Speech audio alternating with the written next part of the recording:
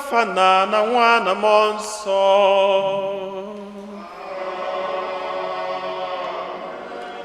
Ka ngọzi nke Onyenwe anyị Jesu Kristi na ịhụnanya nke Chukwu Nna na ịdịkọ n'otu nke Mmụọ Nsọ na-enye dịrị unu niile.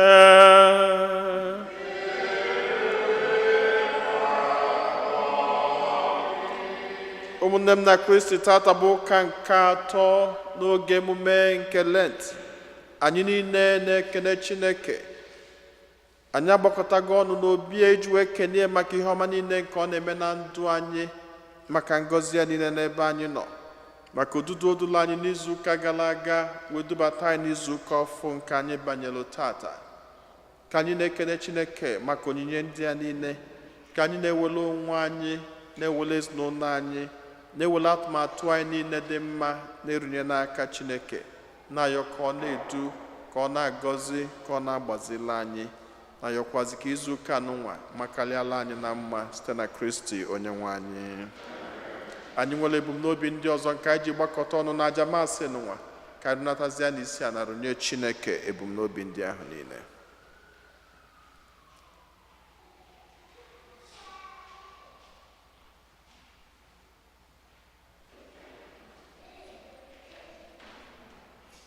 Ụmụnna, ka anyị kwado onwe anyị nke ọma maka nnukwu mme nke Yukaristia n'ụwa site n'ikwupụta njọ anyị.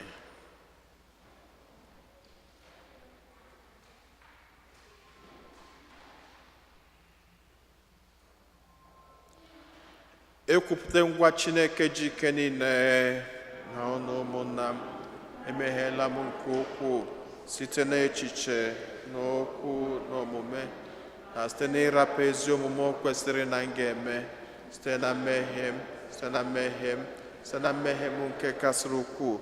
Nye ka m ji ayọ Maria dị ngọzi, Virgin ọkpụ, na ndị mmụọ ọma na ndị nsọ niile, na ụlọ ụmụnna m, ka unu rịọbara m osebụwa Chukwu anyị ayịyọ. Ka Chineke ji ike niile meela anyị niile ebere, gbaala anyị njọ anyị, ma duruo anyị na ndụ ebebe. Ka anyị yọọ ayịyọ. O Chineke, onye ebere na afọ mma niile na-esite n'aka ya abịa, ịkụziworo anyị ka anyị site n'ibu ọnụ, ikpe ekpere na imere ogbenye ọgọ, na-anata mgbaghara njọ anyị. Anyị na-arịọ gị ka ị nara nkwupụta mmehie nke anyị ji umeala ekwupụta n'ihu gị. Site n'ebere gị, wepụ ikpe ọmụma dịrị njọ nke na-anyịdo anyị n'obi. Anyị yọrọ nke a site na dị nwe anyị Jesu Kristi, nwa gị, onye gị na ya dị ndụ na-achị na ịdịkọ n'otu nke Mmụọ Nsọ, otu Chukwu site n'ụwa tụ ụwa niile.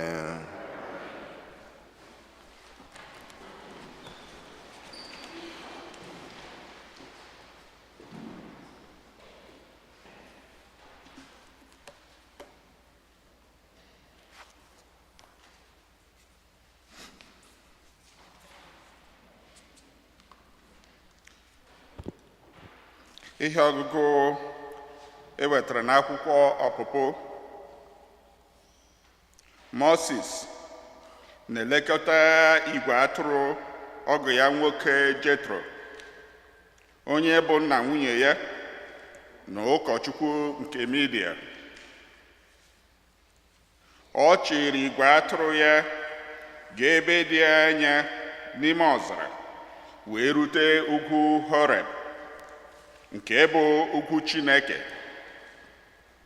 Ebe ahụ ka mmụọ ozi nke Onyenwe anyị bịakwutere ya n'ụdị ire ọkụ si n'etiti oke ọhịa. Moses ele anya hụ ọhịa, ma ọ dịghị ihe ọbụla rechapụrụnụ. Moses ewere kwuo sị, aga m eje hụkwa ihe ịtụnanya nke ugbu a. Onyenwe anyị hụrụ ya mgbe ọ na-eje, ka o jiri anya ya hụ. O wee si n'ime etiti ọhịa ahụ kpọọ Moses sị ya, Moses, Moses. Ọ zara, lee m ebe a. Ọ sị ya, abịakwala nso, yipụ akpụkpọ ụkwụ gị, n'ihi na ala ebe guzo dị asọ. Abụ m Chineke nke nna gị, Chineke nke Abraham, Chineke nke Isaac na Chineke nke Jekọb. Nke a mere Moses ji kpuchie aka n'ihu ya. Egwu ekweghị ya elegide Chineke anya n'ihu. Onyenwe anyị ekwuo sị, ahụla m mmegbu a na-emegbu ndị nke m n'ala Ijipt. Anụla m mkpu ha na-eti ka a bịa zọpụta ha n'aka ndị na-achị ha ka ohu. N'ezie, amatala m ahụhụ ha niile.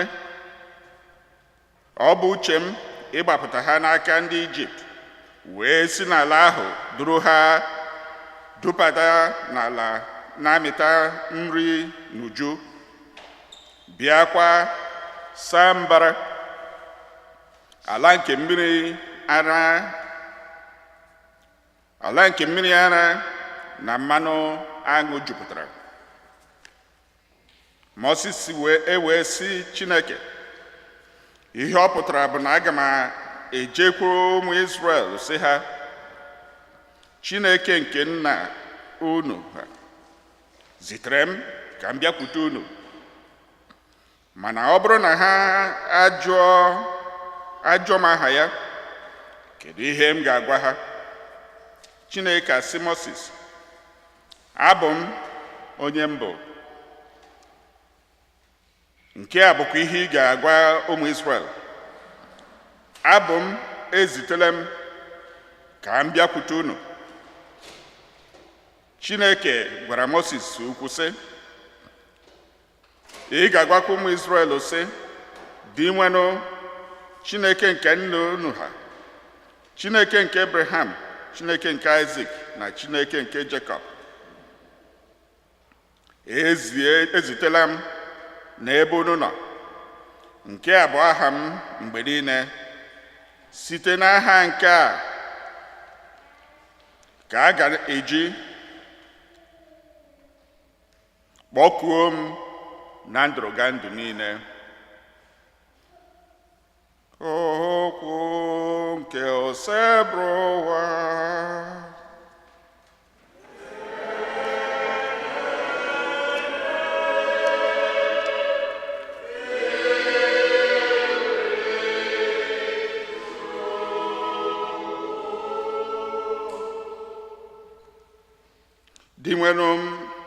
Dị nwenụ bụ ebere na ịhụnanya.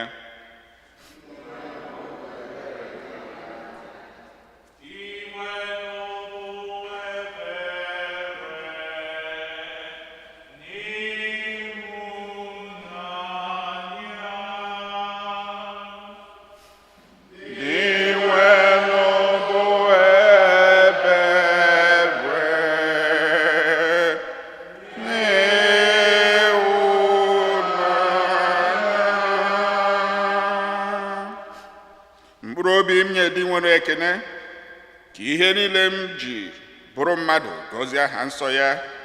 Mkpụrụ obi m nye dị nwere ekene, echefukwala ngọzi ya niile.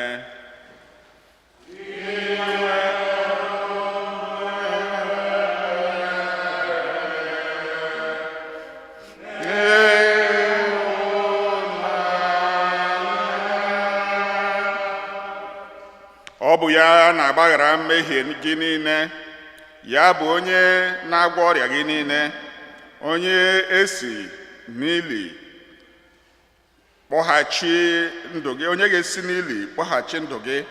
Ịhụnanya na ebere bụ okpueze o nyere gị.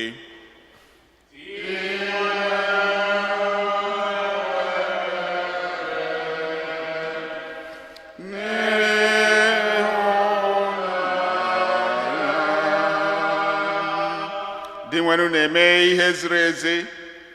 Ọ na-ekpere ndị a na-emegbu ikpe ziri ezi.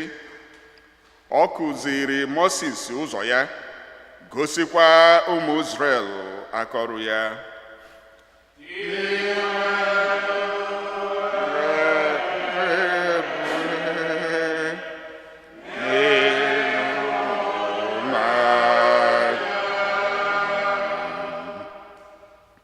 Dị nwenụ bụ ebere na ịhụnanya, ọ naghị ewe iwe ọkụ, ebere ya ebuka. Otu eluigwe si dị anya n'ebe ala dị, otu ahụ ka ịhụnanya ya si sie ike n'ebe ndị na-atụrụ ya egwu nọ.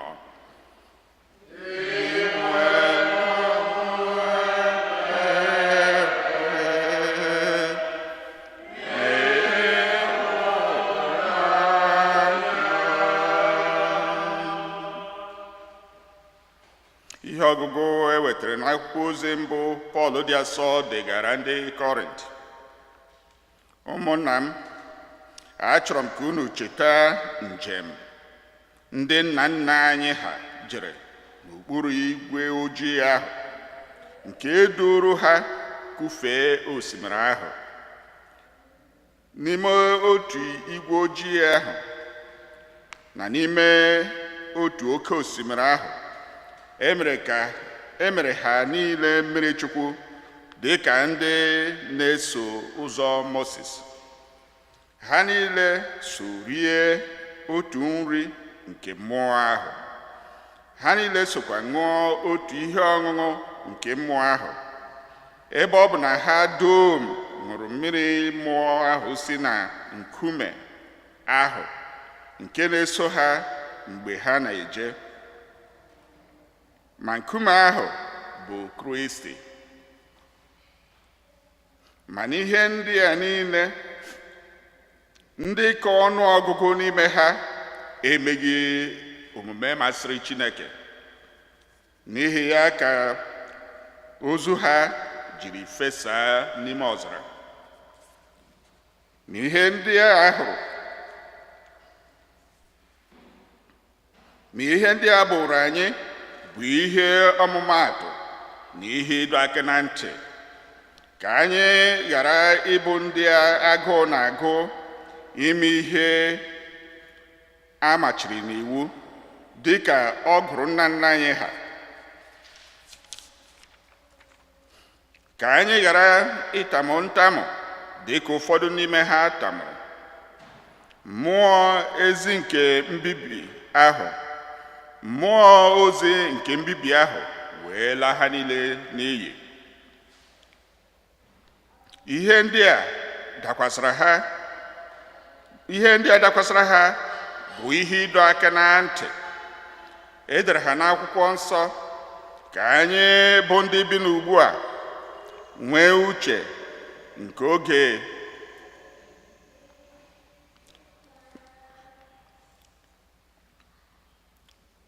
ihe ndị a dakwasịrị ha bụ ihe ịdọ aka na ntị. E dere ha n'akwụkwọ nsọ ka anyị bụ ndị bi ugbu a bụ ngwụcha nke oge ji ya mụrụ akọ. Ọ bụrụ na ị na-eche n'obi gị na ị nweghị ike ime ihe ndị a, lezikwa onwe gị anya, n'ihi na ị pụrụ ịdabakwa na mmehie. Okwu nke osebrụ ụwa.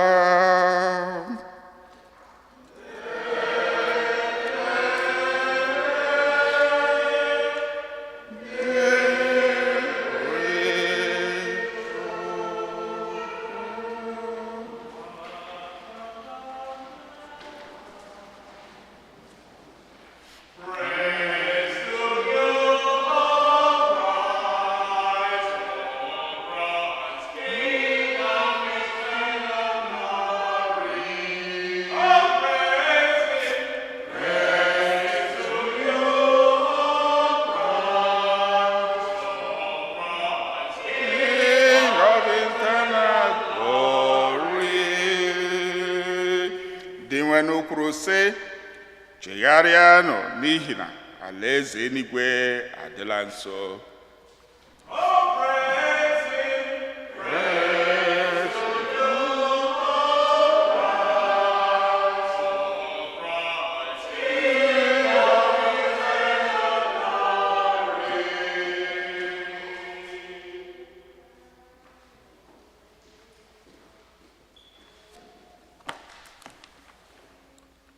Onye nwe anyị nọnyelu nọ.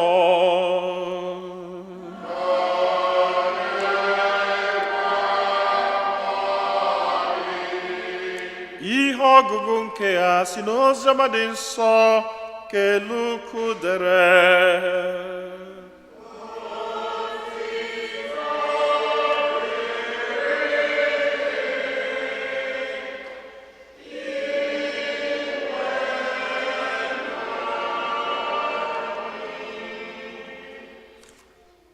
Ọ bụ n'oge ahụ ka ụfọdụ mmadụ batara kọrọ Jesu maka ndị Galili ahụ Pilet gwakọtara ọbara ha na àjà ahụ ha na-achụ. Jesu wee jụọ ha sị, unu chere na ndị Galili ahụ hụrụ ụdị ahụhụ ahụ n'ihi na njọ ha karịrị njọ ibe ha? Mba, ọ karịghị. Mana ana m agwa unu, ọ bụrụ na unu echegharịrị, unu niile ga-esikwa otu ahụ wee laa n'iyi. Ma ọ bụ, kedu maka mmadụ 18 ahụ ụlọ elu dagburu na Sailọn? Unu ọ na-eche na njọ ha metara karịrị nke mmadụ nke ndị ọzọ bi na Jerusalem? Ọ karịghị. Mana ana m agwa unu, ọ bụrụ na unu echegharịrị, unu ga-esikwa otu ahụ wee laa n'iyi. Jesu wee tụara ha ilu a. Otu nwoke nwere fig a kụrụ n'ubi ya. Nwoke ahụ bịara ịchọ mkpụrụ n'elu ya, ma o nweghị nke ọ hụrụ. O wee sị onye na-elekọtara ya ubi ya, lee, kamgbe afọ 3 ka m na-abịa na-achọ mkpụrụ fig, ma o nweghị nke m na-ahụ. Gbudaa ya. Kedu ihe ọ na-agbakọrọ m n'ala? Ma onye na-elekọtara ya ubi zara ya sị, nna anyị ukwu, hapụkwe ya n'afọ a ka m gwọọ ala gburugburu n'ukwu ya, wụsa ya ahịhịa rere ere. Ọ bụrụ na ọ mịa mkpụrụ n'afọ ọzọ, ọ dị mma. Ma ọ bụrụ na ọ meghị, ị nweziri ike igbuda ya. Oziọma nke osebrowa.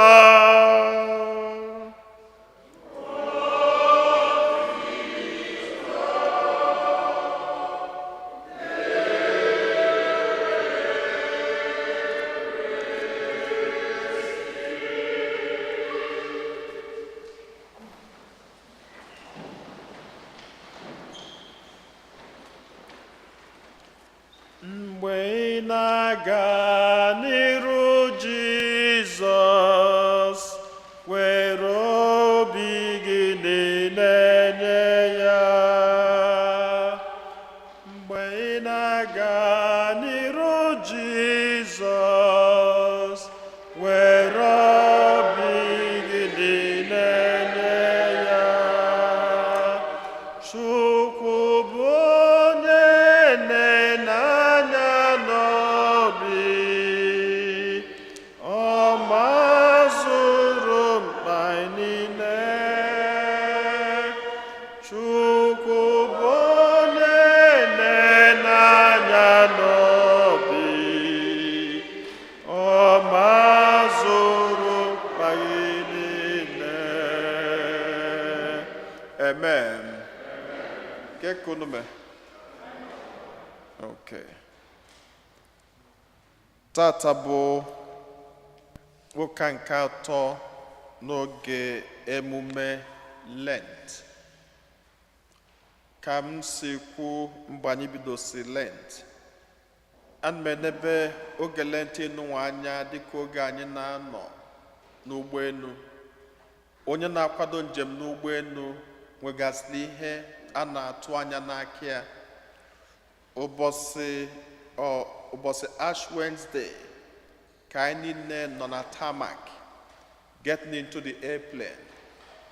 Then the first Sunday we were all seated at the airplane, and I remember na first Sunday as the pilot, na asị m onye ọbụla fasten your belt because it's a long journey, and sometimes ụdị journey nụnwa na-adị very turbulent. Ihe o ji adị turbulent bụ na mgbe ụfọdụ ihe anyị kwetachala anyị ga-eme, mana the storms of life and experiences mbọ niile na ihe anyị kwecha Chineke na nkwa anyị ga-eji eme Lent, mana difficulties, storms, confusion of life na-eme anyị emebie ya. Wee sị onye ọbụla fasten your belt so that when the storm comes we will still be well seated. Last Sunday we were about to take off, so I'm on the wrong way last Sunday, but this Sunday we are airborne. Ya bụ ọ bụ na ịbanyebere n'ime plane nwụrụ a nsogbu dịkwa. Ọ bụ na Lenten observance gị adịbeghị well situated, na ịmabere ihe ịgwakwude Chineke ga-eme na Lenten nwa, aka nwere ezigbo problem. But again, ihe Chukwu ji wee bụrụ Chukwu bụ na God mgbe ọbụla iji bịakwute Chukwu ọ na-enye ohere. Ya bụ ọ bụ na ịbabere change tiketi gị kịta ka ịbanye nke ga-apụta ata, because this flight is always available. So ọ bụ na ịbanyebere n'ime ya bụ airplane, change your flight, change your ticket ka ịbanye nke ga-apụta ata. Banye n'ime Lenten nwa, it's a journey. Akọwasị m ọfụma sị, if the church could build ma osisi dị dry, it means that we shall all be dry within this season. Enwere any pumps and pigeon trees in this altar. Ugosi na enwere something this serious that we are all doing. Now Lent is not a joke. It's a serious thing. And it's a serious thing because na ihe ọbụla mmadụ na-eme n'ụwa and you don't pause to think, to reflect, if you don't pause to ask yourself, ihe n'ụwa na-agakwa ọfụma, etu m si ebi ndụ ọ na-agakwa ọfụma, ezinụlọ m ọ na-agakwa ọfụma, ọlụ m ọ na-agakwa ọfụma, why is this way? Is there any way enwere ike isu emie ka ọ dị iche na etu ọ dị ka o wee makarịa? So that is what the Lenten time is. Now, ịbanye n'ihe ọgụgụ agụgasịla anyị, n'ihe ọgụgụ nke mbụ egosila anyị ọkpụkpọ Chineke na-akpọ anyị. Lenten season is a time Chineke na-akpọ onye ọbụla. God wants us, all of us, come in, everybody. Chineke na-akpọ onye ọbụla. Onye ka eji ekpọ Moses tata, Moses. Now, sometimes mgbe ụfọdụ anyị na-agbala ọkpụkpọ Chineke ọsọ maka anyị na-ada agbakọba nya, enwere ike ichekicha ụmụ etu isi wee bicha ndụ n'oge gara aga, maọbụ ịnenekata ezinụlọ gị iji aka gị si onwe gị, it has no mekwatalism. Akwa na-asụ dị oyibo ahụ na etu abema adịzi kịta. In fact, my husband has no mekwatalism, or my wife has no mekwatalism, or na nwa m nwa has no mekwatalism. But it's not true. In the sight of God, there is solution to everything. And not like I with this time to pause, to reflect, because you have no one will gain mekwatalism. Chineke ga-enyerela anyị a way out. That's what it's all about. So Moses before this time was a killer. Moses killed in Egypt. In fact, also chukwu na-agba wee gbabaga na be Jethro. Luze be Jethro. Ịmaga onye enwere ojiri akụ, ojiri abụbọ, enwere nke oji. So the only thing o cheta anyị isi bụ na nnukwu nwa Jethro enwe m ike chebe atụrụ na be Jethro. Ana nchebe atụrụ na be Jethro, ọnya bụ na nni ọnụ adịgo. Etu anyị si agbara ọsọ gbata n'obodo a, megasị ụmụ plan adịghị agha ka ihe wee nwee ike banye. So nyabụ ọsọ ka ọ na-agbazi chebazie atụrụ, mana Chineke bụ onye na-ene anya n'obi. God looks beyond ihe mmadụ na-afụ anya. Ọnya ka o ji bụrụ Chukwu. Chineke wee sị ya, nenekata Moses mbọ niile ọ gbago n'ime ọhịa. Chineke wee sị ya, it's time to cleanse you up. It's time to bring you to myself. Gịnị ka Chineke mere? Chineke kpọọ ya Moses. Mana ofe ihe makarịcha anụ bụ na mgbe a kpọrọ Moses afa, gịnị mere? Ọ zara. Problem anyị na-enwe bụ na Chineke ga-akpọ anyị asị gịnị? Na anyị ama aza, because we are never available. We are never available for God. Mgbe ụfọdụ Chineke ga na-ezi anyị ozi na-agwa anyị si na etu a mee ihe, si na etu a bie ndụ, anyị eme gịnị? Na anyị ama eme ya etu ahụ. Mana Chineke akpọrọ ya Moses sị ya, here I am, Lord. Chineke wee sị ya, it is time to purify you. Yipụ akpụ ụkwụ ahụ iyi n'ụkwụ, maka na ebe ị nọ bụ gịnị? Anị nsọ. kedu ihe ọ ga-eji wee yipụ akpụ ụkwụ ya? Take out all the filthiness in you. Wepụzie ihe ọjọọ ahụ niile dị gị n'arụ, gbapịa, because you are now standing in the sacred space. God has come to live in you. It is not Moses who killed. It is now Moses who is going to be a prophet. I'm going to change your life. I'm going to change everything. This is what the Lenten season is. A time of change. Asị anyị na ozugbo Chineke kwụsịrị ya, Moses megịnị? Oyipụ akpụkpọ ụkwụ ya, Chineke wee zie ya ozi. Chineke ezisi ya ozi mgbe ụfọdụ Chineke nwere ike dị na-agwa anyị ihe. We are still confused. And I will right iju Chineke question, because Chineke zisi ya Moses ya, ebe ị na-asị m jebe, kedu ihe m ga-agwakwanụ ndị ahụ amakwụkwọ m afa gị? Kedu afa m ga-agwa ha? That was when God revealed himself the way he is. Ọ sị ya, ilu gị gwa ha, I am sent you. I am sent you. And now afa afa Chineke wee luo tata. Gịnị bụ I am? I am the Lord that liveth. Abụ m Chineke dị nnyaa. Abụ m Chineke dị tata. Abụ m Chineke ga-adị forever. He is always. I am. Ezisa Moses ozi ahụ. Moses surrendered to God. God reveals himself to us. This is the season of God's revelation. Chineke na-emepe anya mụ na gị, except na enwero ihe iji Lenten nwa wee kpọlụ. It's a moment of contemplation. It's a moment of thinking. Mgbe ụfọdụ anyị ada ama etu Chineke si eweta message, but the most important thing bụ your application of those messages Chineke wetara. Can you know an instance? Somebody sent something to me in a WhatsApp of a little boy. I don't remember the state. I know it's in one of the southern states of America. So this little boy been a farm. And n'ime farm a habi. Ịmago ụmụaka bi n'ime farm, ha dị isolated. Ụdị ebe ọ ga-abịa ije ọfọ na-eji oji ọgbafela ọsọ. So si ha na nya amamụ na bago n'ụdị ebe ahụ. Ịba ụdị ebe ahụ, eju onwe gịrị ka ị bịara obodo ime. You know, ogo nke fu no Oregon. Sometime nju onwe m hey. Esi njem Oregon je bila adị m ebi. Kama anaba mba eje nọrọ. Ọ bụ nọ n'ime farm, acres of land. So si ihe ha na nwatakịrị a na-anọ parents ya na ewu na atụrụ. So mana coincidentally enwe radio. Ọ bụ Christian radio. Na ada enyebe preaching sometimes. Ha da eje ụka. Mana ha bi n'ime farm, acres of land na-achịgharị ewu na atụrụ na efi. So mana enwe n'ime efi ndị nwere ọla ike iri nne, and efi ọ na-efi die every now and then. And that story was so intriguing. On a feed the efia every now and then. For some reason, say efia wee nwụọ. Nwatakịrị wee bele efia akwa na agwa gị ha. Nwatakịrị ebegide akwa, begide akwa, begide akwa, begide akwa. Begide akwa. Ka ọ na-ebezi akwa na-atụ alịlị. A message from God came to him. A child of 12, 13, according to the story, or in that neighborhood. A message came to him. Osea, God gave his best, his only son. The only gift God has, his only son. And if God could give his best, what of you?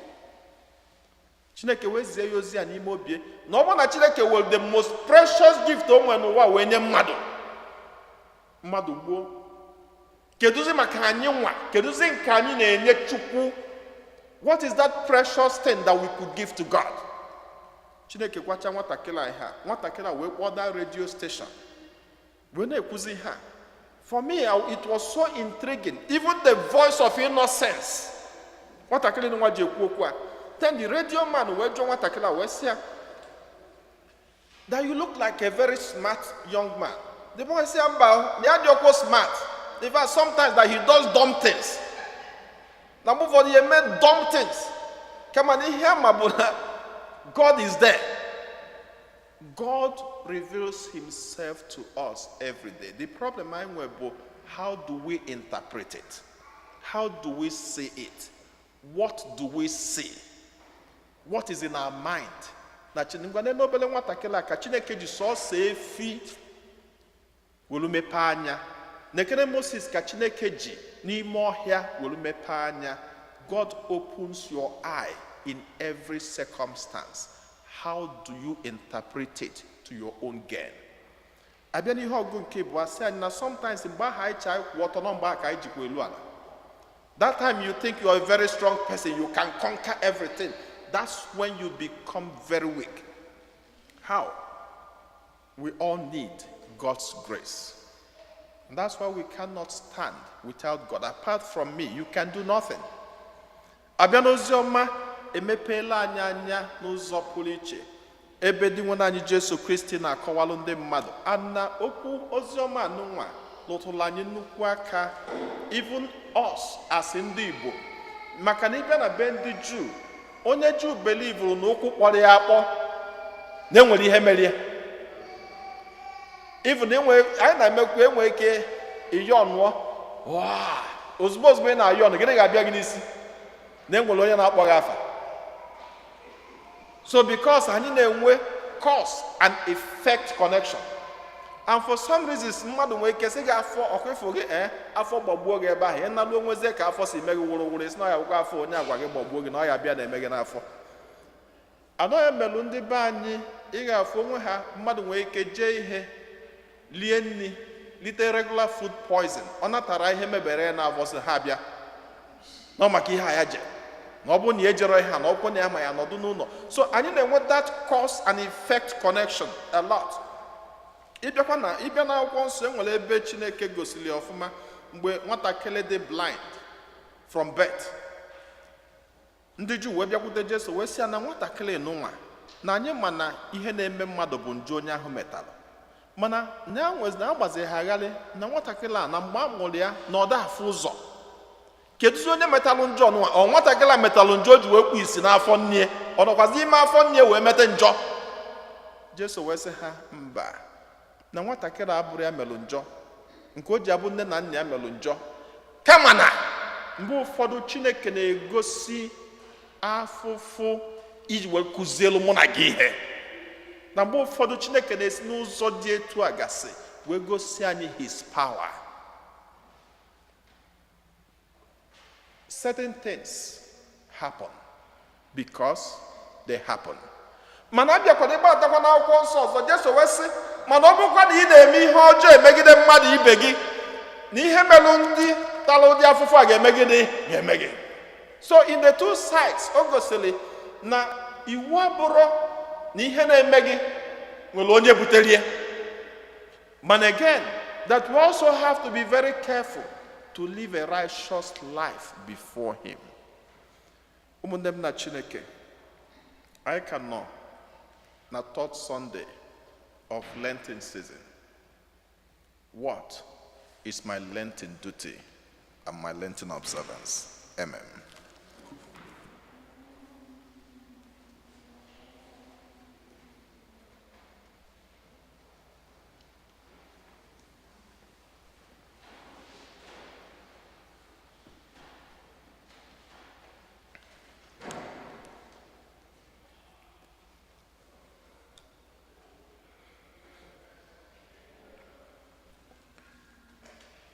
Ekwem n'otu Chineke,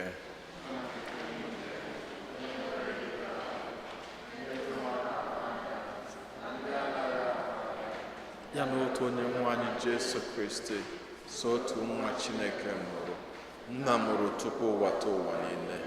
Chukwu si na Chukwu, ihe si n'ihe, ezi Chukwu si na ezi Chukwu, amụrụ ya amụ, eme ya eme, ya na nna bụ otu ihe n'ihe ha ji bụrụ Chukwu, onye si na ya mee ihe dum, onye maka ihe anyị bụ mmadụ na maka ihe nzọpụta anyị si n'eluigwe gbanata, were arụ na Virgin Maria, site na mmụọ nsọ ọ bụrụ mmadụ, abịa kpọgbuo ya n'obe n'ihe anyị n'oge ọchịchị Pontius Pilate, ọ taa ahụhụ, ọ nwụọ, enye ya, ma o bilitere n'ụbọchị nke atọ ka akwụkwọ nsọ siri kwuo, ọ rọgoro n'eluigwe nọdụ n'aka nri Chukwu Nna.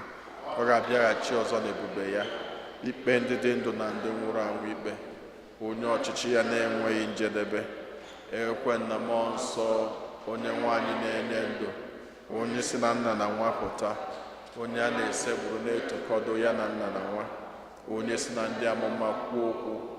Ekwe m n'otu nzukọ nsọ Katọlik na apọstọl ịkwụpụta m otu baptizim nke mgbaghara njọ, ana m atụ anya mbilite n'ọnwụ ndị nwụrụ anwụ na ndụ ụwa ga-abịanụ. Amen. Mmadụ ịtọ ga-edu anyị n'ekpere nke ndị kwelụnụ. Chineke onye fụrụ anyị n'anya, anyị bụ ụmụ gị agbakwutekwana gị ọzọ n'oge nụnwa anyị na-eme mmemme oge ebume ọnụ na iso gị na njem nke obe gị. Anyị na-ayọ ka iche ntị ma nụrụ anyị anyị.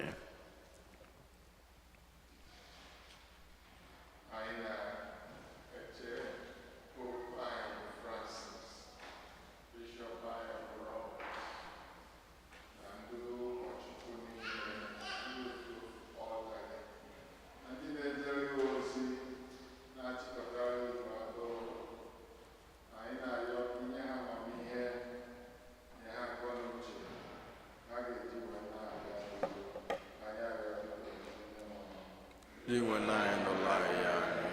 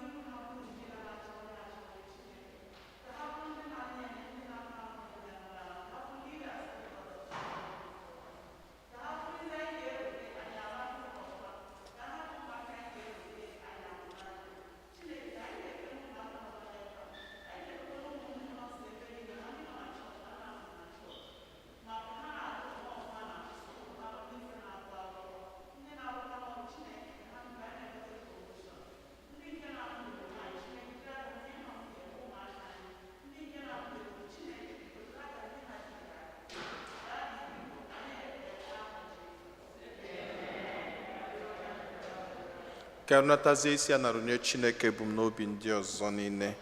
Anyị na-echetakwazị na aja mmasị ya n'ụzọ pụrụ iche maka mgbake n'ọya nke dịkọnụzọ igwe, ọ bụ Chinyere ụzọ igwe na-ayọ.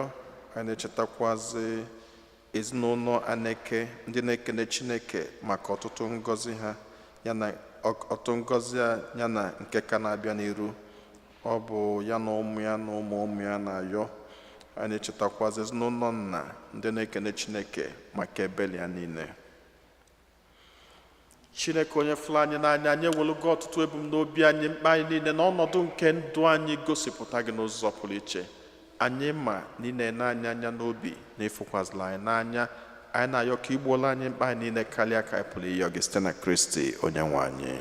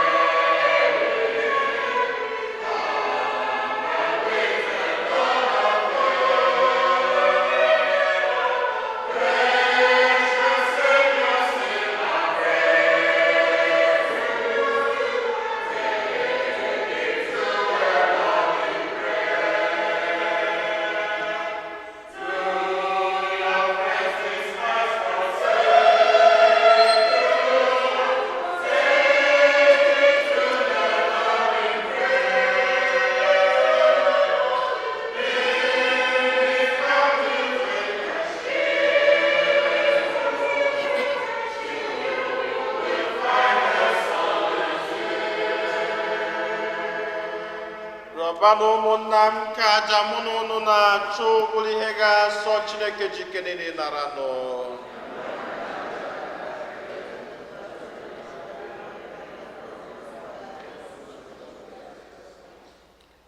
Dị nwenụ Chineke nna ebere, anyị na-arịọ ka aja anyị na-ehunyere gị meda gị obi maka njọ anyị, otu isi agbaghara njọ anyị n'oge anyị na-arịọ gị, mekwa ka anyị si otu ahụ na-enwekwa agụụ ịgbaghara mmadụ ibe anyị mmehie ha niile.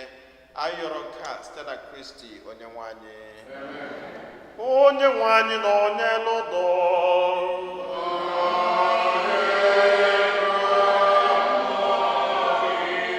welite n'obi ihe nọ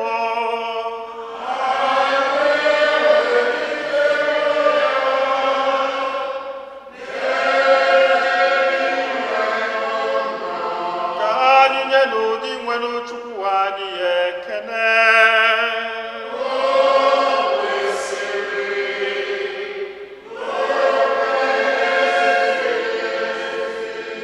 O kwesịrị ezi bụrụkwa ihe siri ezi na-azọ ndụ na anyị ga-enye gị ekele oge niile na ebe niile. O nna dị nsọ Chineke jikere na onye dị ụwa tụ ụwa site na Kristi dị nwe n'anyị, n'ihi na ọ bụ gị nwa tiri ndị nke gị iwu iji aṅụrị na obi dị ọcha were na-akwado n'afọ ọbụla maka emume nke Paska.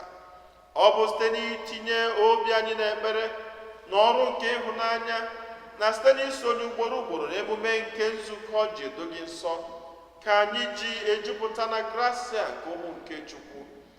N'ihi nke a anyị na-eso igwe ndị mama niile nke eluigwe na-eto ebube gị oge niile n'ukwe na ekwe.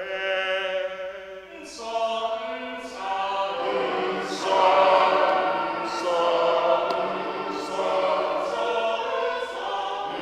nsọ,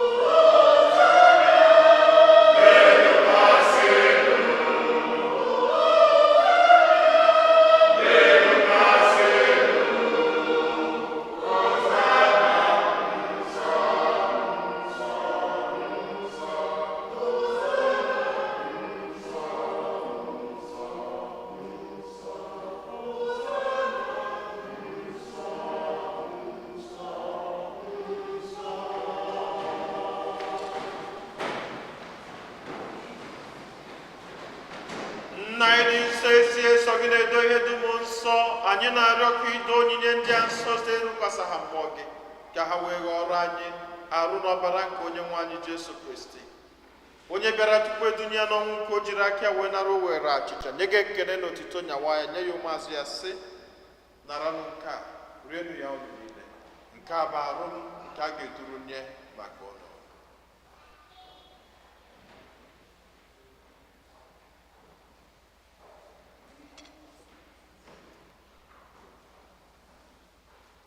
Otu akwa ka o siri mee mgbe ha richara nri anyasị, o buru iko mmanya nyekwa gị ekele n'otito bunye ya ụmụazụ ya sị, naranụ nke a ṅụọnụ ya unu niile, nke a bụ iko nke ọbara m nke ọgbụgba ndụ ọhụrụ dị ebebe, a ga-agba ya n'ihi nna n'ihi mmadụ niile ka e were gbaghara njọ na-emenụ nke a na ncheta nke m.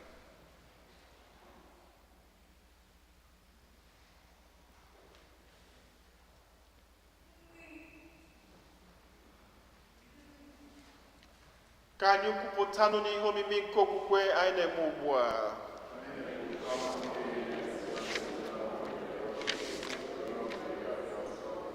Nna, na ncheta nke ọnwụ na mbilite n'ọnwụ nke nwa gị, anyị ebunye gị achịcha nke ndụ n'iko nke nzọpụta. Anyị na-ekele gị n'ihi na i kwere ka anyị dị mma ikpụrụ n'ihu gị na-efe gị. Anyị ji ume na-arịọ ka anyị bụ ndị na-anata arụ n'ọbara nke Kristi bụrụ otu site na njikọ nke mmụọ nsọ. Nna, cheta nzukọ gị gazuru ụwa niile, menụ ka ịhụnanya gị jupụta ya. Gọzie pope anyị bụ Francis na bishọp anyị bụ Robert na ndị ofe ọta gị niile. Chetakwa ụmụnne anyị ndị ji okwu wee gaa n'ezumike nke ọnwụ. Kpọbata ha na ndị ọzọ niile nwụrụ anwụ n'ihe nke ebube gị. Biko meela anyị niile ebere. Ka anyị soro Virgin Maria dị ngọzi nne nke Chukwu na ndị apọstụl na ndị nsọ gị niile ndị mere uche gị nọ wee keta ndụ ebebe. Ka anyị sorokwa na ha na-eto gị na-edo gị ebube site na Jesu Kristi nwa gị.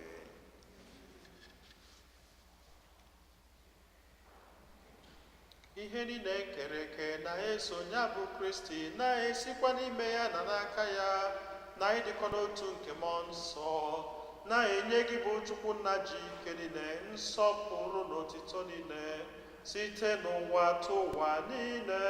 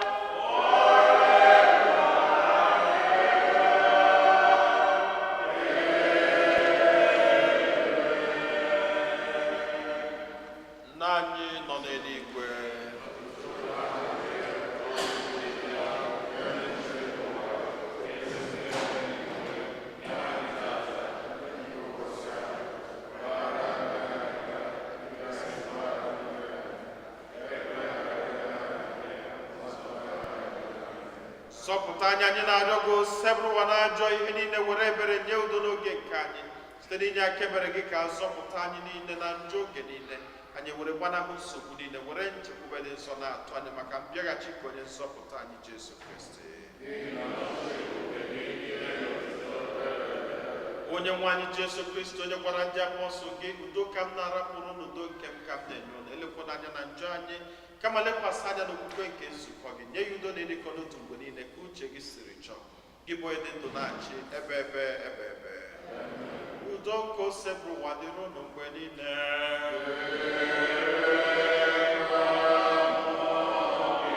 Nyerịta n'onwe unu wee kene nke udo.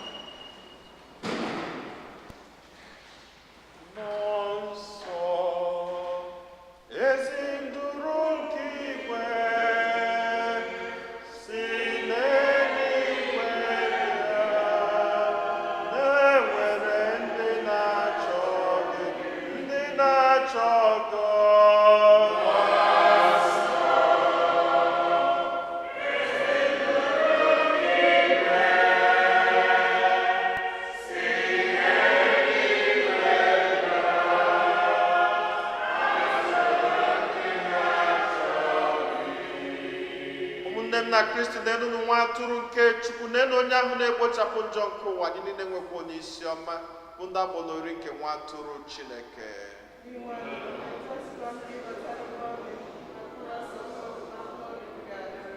Ka arụ n'ọbara Kristi chekwaba anyị niile wee rue na ndụ ebebe.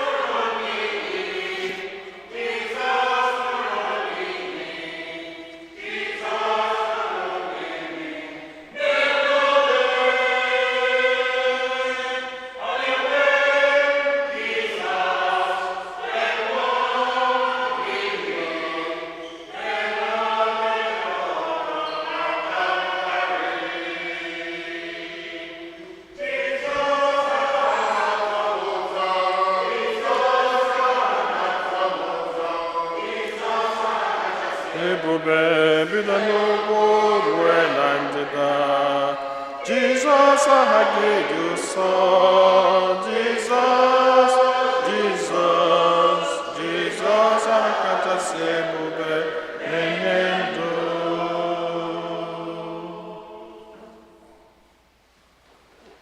O sacrament most holy,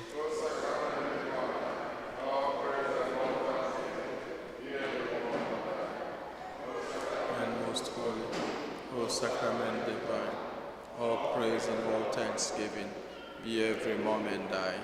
O sacrament most holy, O sacrament most divine, all praise and all thanksgiving.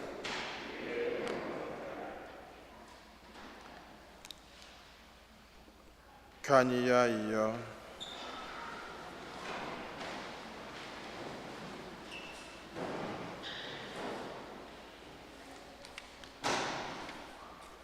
Onyenwe anyị, anyị anatala ube nke ihe ahụ edebere anyị n'eluigwe. Anyị ewerela achịcha nke ndụ rijuo afọ. Ugbu a anyị ka nọ n'elu ụwa. Biko mee ka anyị nwetakwue na ndụ anyị uru na mgbanwe nke sakramenti na-eweta. Anyị yọrọ nke a site na Kristi Onyenwe anyị.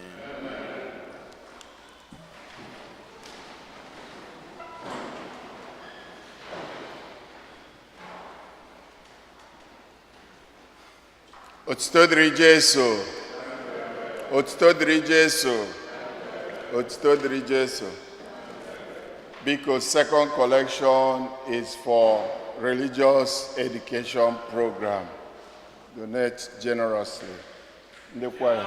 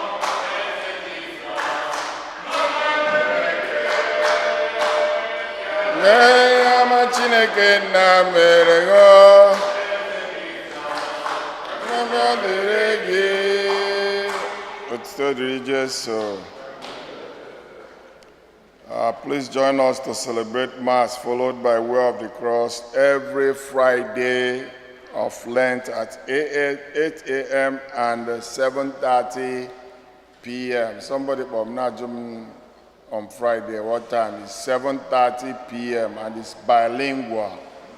Bilingual. Anyone requesting Mass, try to do that 2 weeks in advance by calling the rectory with the stipend.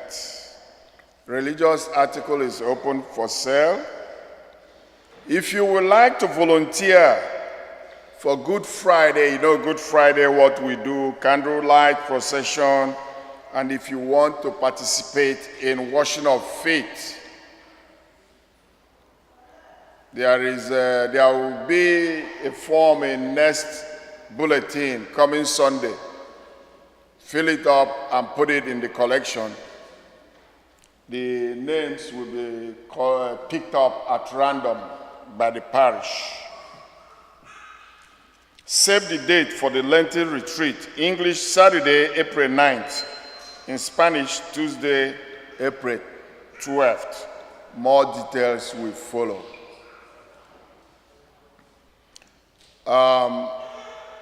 Ndị be aneke na-enye onyinye ekene ha je ekene Chineke ha kwado ka ha wee pụta ha je n'azụ na as we continue with the announcement.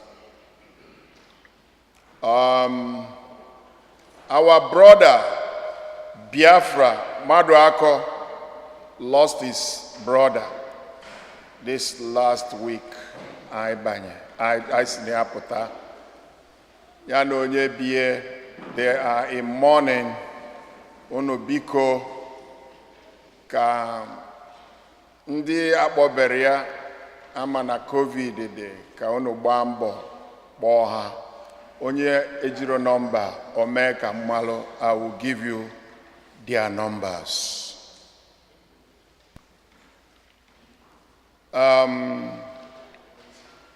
Biko anyị bata n'ụka, respect first of all yourself. Second, respect us sitting in the pew. Third, respect the priest who is saying the Mass. And above all, respect the man we worship. Put off your phone, please. Put off your phone. 1 hour won't kill you. When we finish, you put it back on. Because it has been occurring from time to time, and odoroma irude madroma itumbo.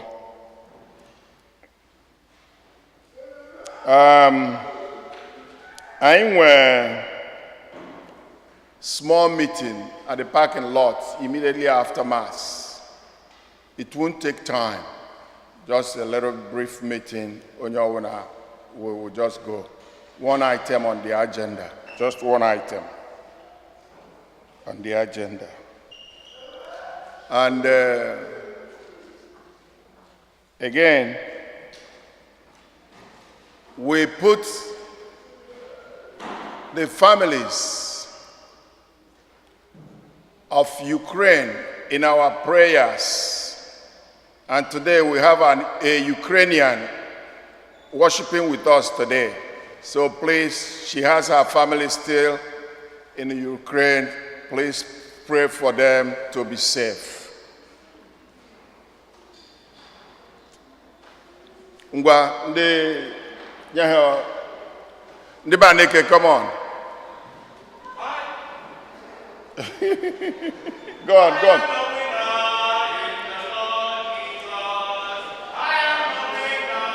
In the Lord, amen. I am a winner in the Lord. I am a winner in the Lord, amen. I am a winner in the Lord, amen.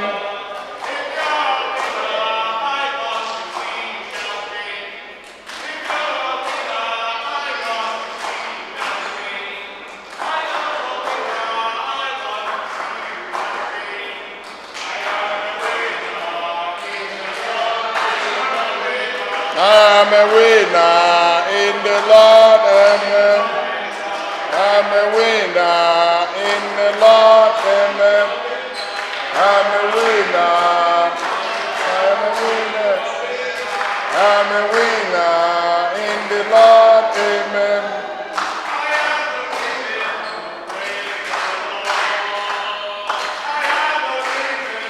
Praise the Lord. I'm risen to praise the Lord. I'm risen to praise the Lord. I'm risen to praise the Lord. I'm risen to praise the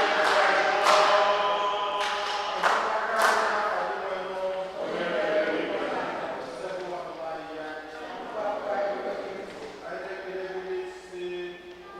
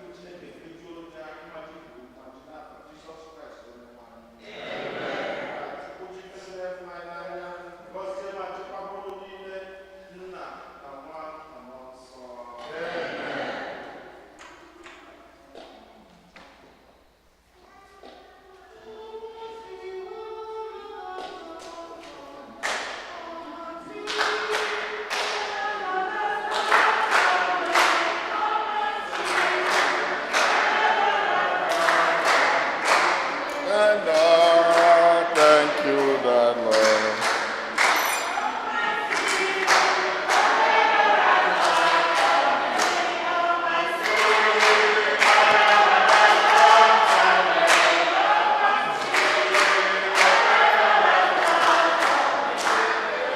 Lord, thank God for me. Otito dịrị Jesu. Otito dịrị Jesu. Otito dịrị Jesu. Anyị nwe birthday.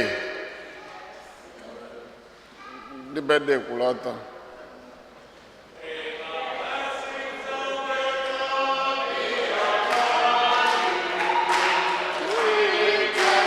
In the name.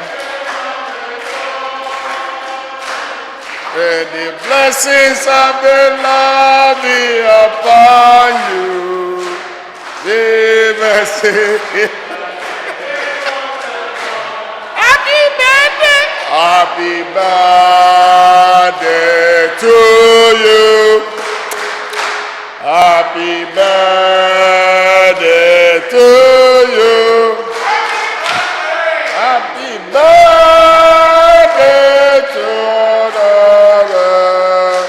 Happy birthday to you. Ngwapụta nke ndalụ ngozi. The birthday. Nọdụ n'ebe ahụ, nọdụ nụ ka ngozi Okay. ozugbo. Okay, Father sị ka ya na ya ọ ga-eru. Stand. Ka Chineke onye fly n'anya gọzie unu niile, gọzikwazi ọmalịcha afọ nke o tinye n'enu afọ unu, ka nke unu bigolo ebi bụrụ ihe nrịba ama nke ga-egosi ihe ọma nke ka na-abịa n'ihu, ka ọ gọzikwazi ọpụpụ unu, gọzie mbata unu, ka o werekwazi ihe ọma na aṅụrị ya wee gbaa unu niile okirikiri n'afa Nna na Nwa na Mmụọ Nsọ. Udo dịrị unu. Dịrịkwa mmụọ. Anniversary. Nwa anniversary. No anniversary. Otito dịrị Jesu. Otito dịrị Jesu. Biko agbasa akụ n'isi ebe a pụta ka anyị mee mitin ahụ kwụrụ ọtọ ozugbo.